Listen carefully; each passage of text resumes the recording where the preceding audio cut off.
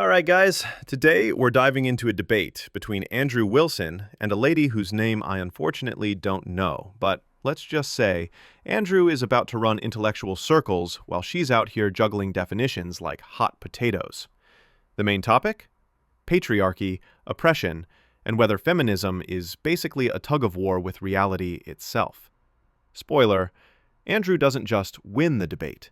He buries the concept of egalitarianism and plants a "do not resuscitate" sign on it. Let's get into it.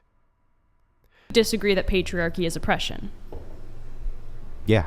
So I'm curious, do you think that oppression exists? Do you think that people are oppressed in the world? Depends on how we want to relay what is oppression. Ah, yes, the classic debate opener. Do you believe oppression exists? That's like asking if gravity exists. Sure. But the real question is, are you oppressed because Starbucks ran out of oat milk, or because someone's actually stopping you from exercising rights? Definitions matter, and Andrew immediately sniffs out the ambiguity like a bloodhound. So, is oppression just not having the entitlement of rights? Is that just what oppression is? Or is oppression that some people have other rights than other people do? I mean, My original definition of oppression didn't stand because I couldn't define justice, but I would say... Well, justice is super hard to define, so I'm not beating you up about that. No, but I know. I think that... I would say it's keeping one group from being able to exercise their will in a way that another group is not kept in that position. So one group can't do the same thing. They can't exercise free will the way another group can. I think that would be oppression. To exercise free will in the same way that another group can. Yeah, sure. You are not able to do that. Can you exercise your free will the same way that Congress can? This is beautiful. Andrew just collapsed her entire definition of oppression with one line.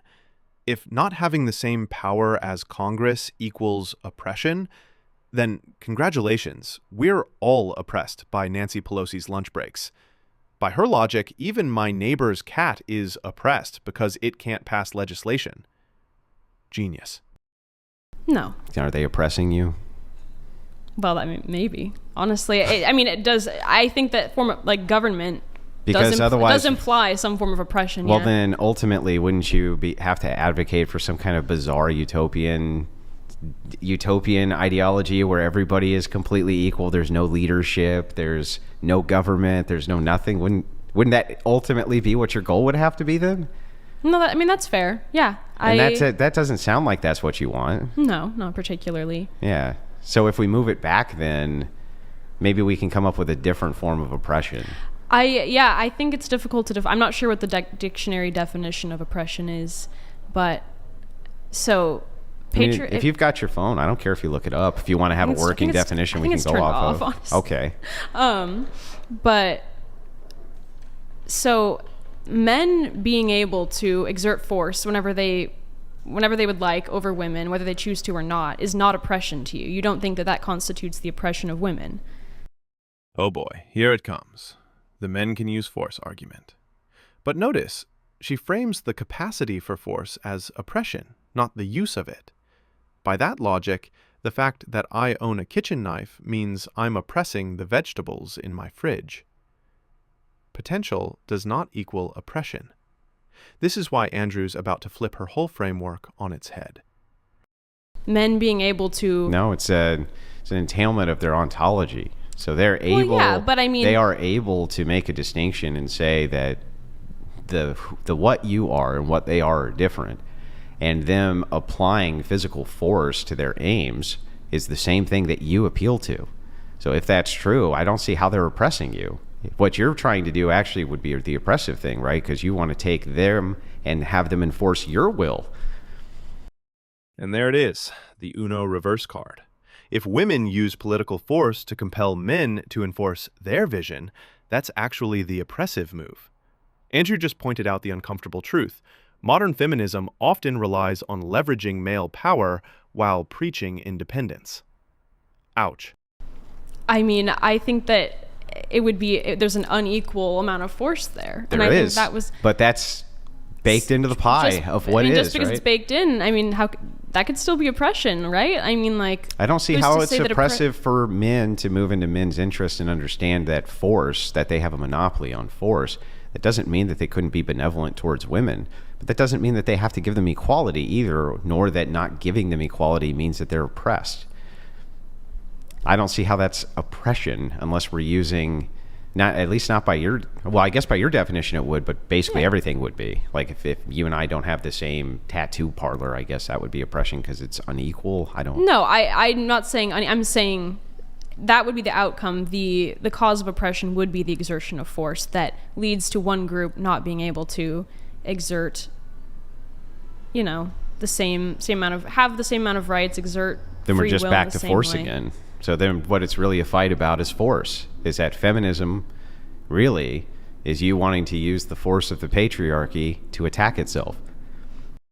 Chef's kiss. Andrew distills feminism into its raw essence, hijacking the very system you call oppressive in order to, well, oppress back.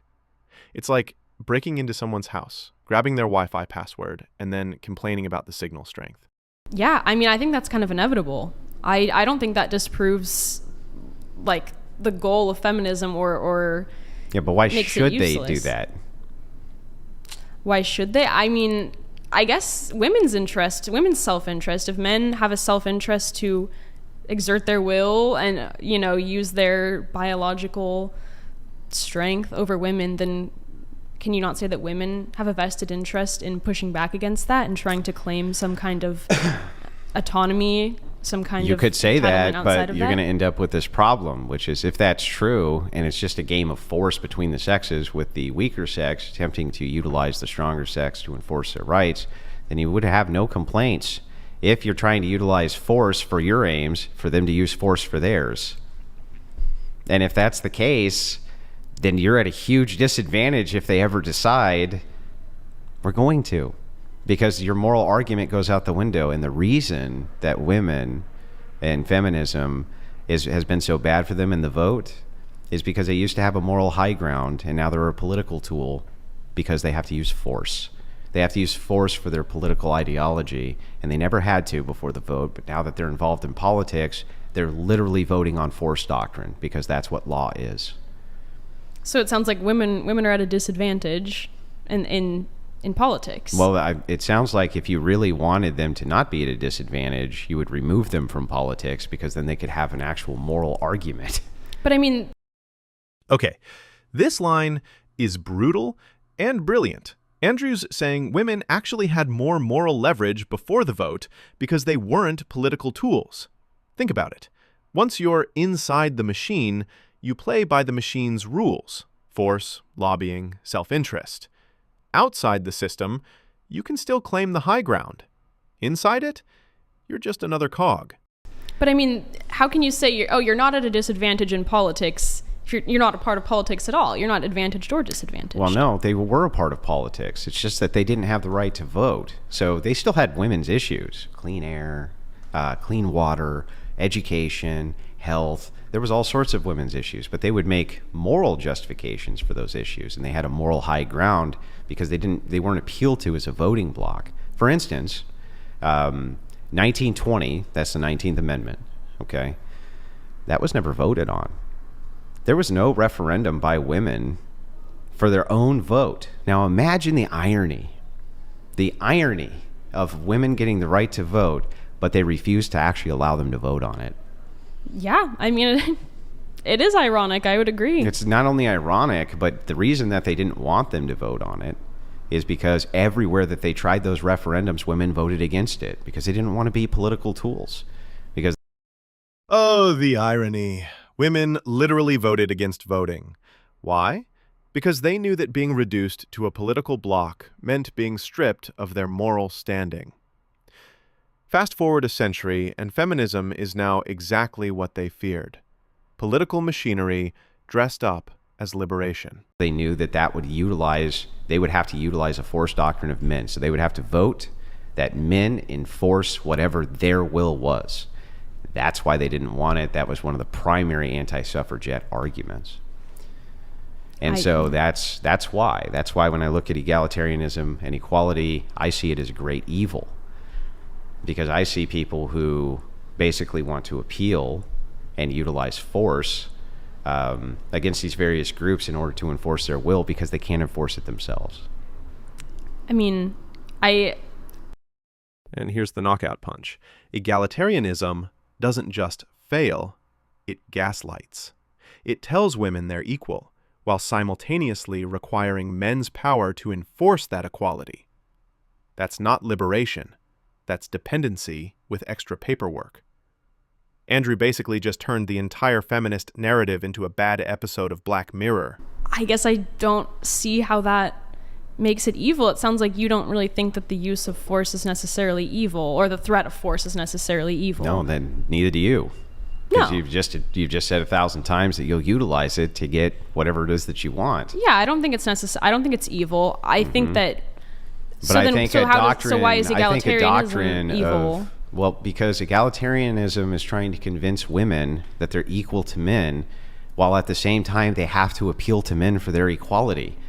It's not only a contradiction, but it's insanity, because it ultimately sets them up for failure, believing that they're equal with a patriarchal system, which could at any time take away whatever their perception is of equality. They can just overnight gone, and there's not really anything women can do about it.